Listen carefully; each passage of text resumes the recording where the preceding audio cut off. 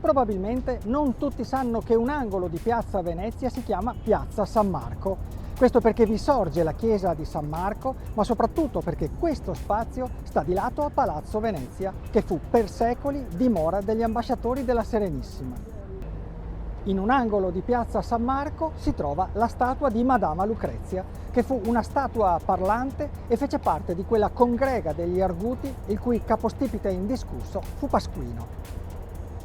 Madama Lucrezia presiedeva ogni anno il 1° maggio a una festa popolare davvero particolare. Era il ballo dei Guitti. Le persone si radunavano qui, la ornavano con cipolle e altri ortaggi e prima di dare inizio alle danze la omaggiavano come una regina.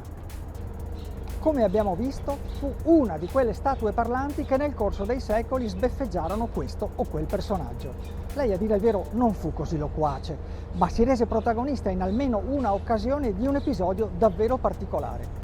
Fu durante la Repubblica Romana del 1848-49, quando il popolo in tumulto la fece cadere a faccia in giù. Il giorno dopo, sulla schiena della statua, comparve un cartiglio: "Non ne posso veder più".